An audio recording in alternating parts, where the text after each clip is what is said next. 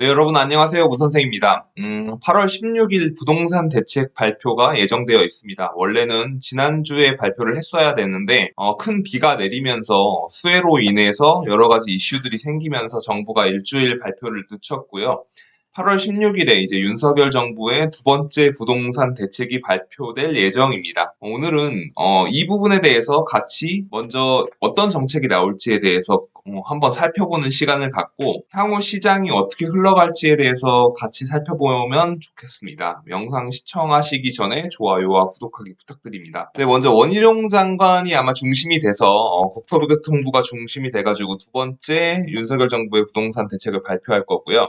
현 정부의 부동산 정책 기조를 보면은 규제는 풀어주되 가격이 또 급등하지 않게끔 하고 싶어 하고 그 목표는 이제 전월세 가격의 안정을 목표로 한다. 그리고 과거 정부와 달리 공공보다 민간 중심으로 갈 것이고 외곽 지역의 신도시를 만드는 것보다는 도심 안쪽에 정비를 통해서 재개발, 재건축, 리모델링을 해나가는 것이 현 정부의 부동산 정책 기조라고 생각됩니다. 이렇게 해서 공공주도에서 민간주도로 하고 뭐 도심과 GTX 역세권 3기 신도시 중심으로 이제 많은 주택을 공급하겠다라는 게 주요 골자이고 그걸 통해서 250만 호 플러스 알파의 주택을 공급해서 주택시장을 안정시킨다라는 게 계속된 메시지입니다. 예상되는 정책으로는 민간 제한 도심 복합 개발 사업이 첫 번째, 두 번째로는 재개발, 재건축 등이 빨리 이루어질 수 있도록 통합 심의를 확대하고 인허가를 번복하는 것을 막겠다. 그리고 많은 사람들이 기다리는 분당 일산을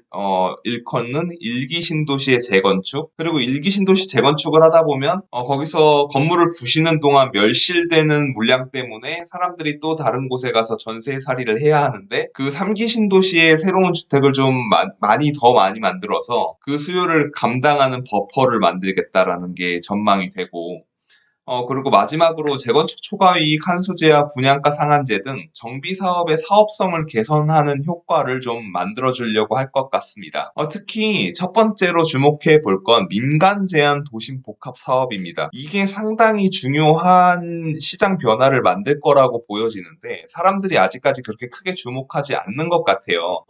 과거에 이제 문재인 정부에서 시작된 이 도심 복합 사업이라는 게 있었습니다. 용적률을 최대 500%까지 주는 것이었는데 대신에 이제 LH가 사업 시행자가 돼서 사업을 끌고 나가는 형식이었습니다. 그런데 이제 이거를 민간 참여 확대를 시키겠다. 그러려면 수익성을 개선해 줘야 될 것 같고 두 번째로는 속도를 빨리 하기 위해서는 통합 심의를 하는 게 중요하다라는 게 이제 정부의 메시지였습니다. 과거에 이 도심복합 개발이라는 거는 기존 토지 소유주들이 있고 조합을 만들어서 LH가 시공자가 돼가지고 시행을 하면서 좀 끌고 나가는 거였는데 이제 이거를 공공주도에서 민간으로 바뀌게 되니까 기존의 토지 소유주들이나 리츠를 통해 펀딩된 자금들이 들어와서 민간 위탁을 주는 겁니다. 그래서 좀 시행을 전문적으로 하는 곳에 위탁을 주고 신속하게 진행을 한다. 그리고 역세권 주변은 용적률을 최대 700%까지 늘려줄 수도 있고 복합 개발이라는 게 복합이 결국에 업무, 뭐 주거, 그리고 상업시설이 다 들어가야 되는데 아무래도 서울에서는 아파트가 가장 인기가 있는 상품이고 그렇다 보니까 상업시설을 좀 10%가 들어가야 되는 걸 5%로 낮추고 그 부분을 주거로 아파트 수를 늘리는 방식으로 갈 수도 있다라고 전망이 됩니다. 그리고 심의 같은 경우에는 과거에 사전 타당성, 뭐 기초생활권 계획, 정비 계획 등을 여러 단계에 걸쳐서 나눠서 하던 거를 한 번에 묶는 그런 신속 통합 기획 방식을 선택할 수도 있을 것 같고 교통심의, 건축심의, 환경심의 따로 하던 걸 또 한 번에 묶어가지고 심의를 하는 경우 그렇게 되면은 과거에 15년까지 늘어졌던 그런 시간들이 이제는 5년, 4년 내외로 들어올 수 있다라는 겁니다. 그러면 윤석열 정부 임기 내에 이런 사업들이 착공이 될 수 있는 그런 속도를 낼 수 있다는 거죠. 과거에 이 도심복합개발 사업은 공공주도였습니다. 증산동과 신길동 그리고 방학역과 연신내 일대에 이렇게 있었는데 말씀드렸다시피 공공 즉 LH가 중심이 돼서 이 시행을 끌고 나가는 거였는데 이제는 이거를 민간으로 바꿀 수 있게 해줄 것으로 보여지고요. 그러면 좀 더 사업성이 좋아질 수도 있겠죠. 그리고 재건축 초과이익 환수제 최근에 한강 이촌동의 한강맨션 그곳에 7억 7천만 원의 재건축 부담금이 부과된다고 이제 계산이 돼서 나왔더니 정말 경악을 금치 못했었죠. 7억 7천만 원입니다. 이게 단순히 뭐 양도소득세가 아니고 재건축 초과이익 한수라는 개념으로 국가에 내야 되는 돈이 7억 7천만 원이었는데 이거를 이제 좀 완화해서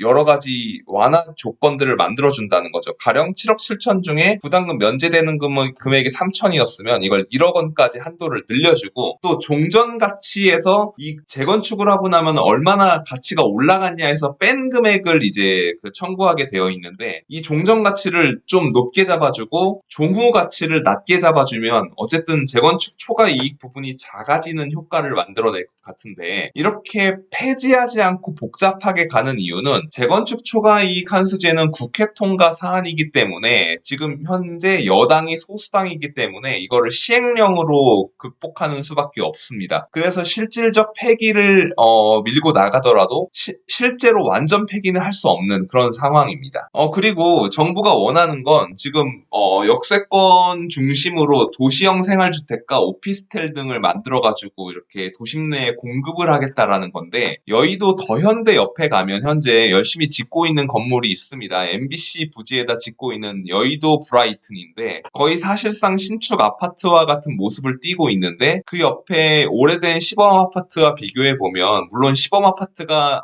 대지 지분도 많고 재건축 사업성도 더 좋겠지만 어쨌든 실제로 이렇게 빨리 사업해가지고 도심 내에 여러 가지 이슈 없이 공급할 수 있는 부분은 바로 이런 브라이튼 같은 오피스텔을 짓는 거라고 생각되기 때문에 정부가 좀 빨리 이 부분을 추진하려고 하지 않을까라는 생각이 듭니다. 말하자면 여러 가지 규제를 완화하는 걸로 그런 증거들을 볼 수 있는데요.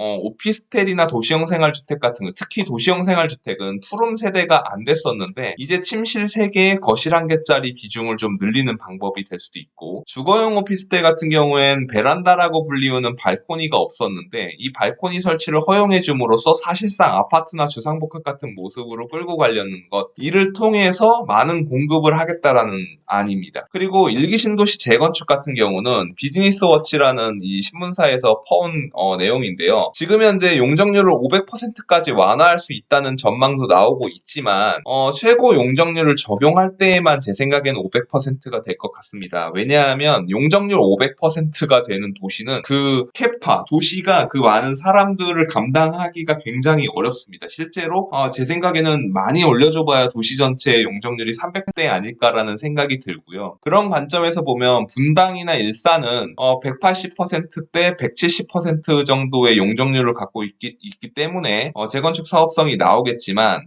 삼본, 평촌, 중동 같은 곳들은 용적률 자체가 이미 200%를 넘기 때문에 어쩌면 이 발표 이후로 리모델링 사업으로 돌아설 수도 있다고 생각이 됩니다. 재건축은 용적률이 많이 남아있어야 가능하거든요. 그렇지만 리모델링 사업은 그렇지 않기 때문에 3번이나 평촌이나 중동은 재건축을 기다리기보다는 리모델링 쪽으로 빨리 선회하지 않을까라는 전망도 됩니다. 제 생각입니다. 그리고 1기 신도시의 재건축 시점이 당장 한다기보다는 3기 신도시가 완공된 이후에 1기 신도시를 공사하는 동안 그 사람들이 나가서 전세살이를 할 수 있는 충분한 수의 주택이 공급되는 시점인 3기 신도시 완공 이후에나 이게 가능하지 않을까라고 좀 부정적으로 전망을 해봅니다. 결론적으로 소문난 잔치에 먹을 게 많을까 싶지만 역시나 도심과 역세권 그리고 중공업 지역들 예를 들어서 영등포 일대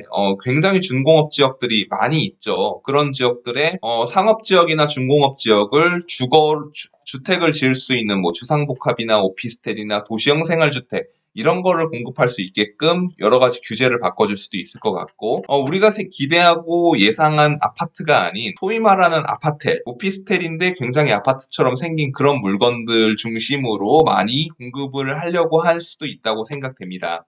이를 통해서 도심 공급이 굉장히 증가할 것 같고요. 또 정부가 추진하는 민간 중심의 이런 주택 공급 사업들이 되려면 결국에는 대형화된 자본들이 들어와야 되는데, 이런 자본들이 들어오게 되면 부동산 시장에 들어오면 결국에 우리 같은 개인 투자자들한테 반드시 좋은 건 아닙니다. 이런 자본과 경쟁해야 되고, 이런 대기업들은 아무래도 주택의 임대 가격이 정부의 통제를 더 많이 받을 수 있고 눈치를 보기 때문에 더 낮게 공급할 수 있고, 대규모로 한 방에 순증하는 물량을 시장에다 공급하면은 전세 가격이 훅 떨어지면서 갭 투자를 했던 사람들이나 기존의 전세가를 높여서 받아놨던 투자자들은 역전세난에 빠질 수도 있을 것 같다는 생각이 들고요. 그리고 지금 현재 금리가 올라오면서 굉장히 부동산 침체기에 진입하고 있는 걸로 보이는데, 이런 시기에 또 공급을 많이 해버리면 사람들이 주택 가격이 오를 것 같지 않으니까 내 집 마련 수요가 낮아질 수밖에 없습니다. 그러면 가격은 더 내려갈 수밖에 없는 그런 가격 하방 효과가 나타나게 됩니다. 어떻게 보면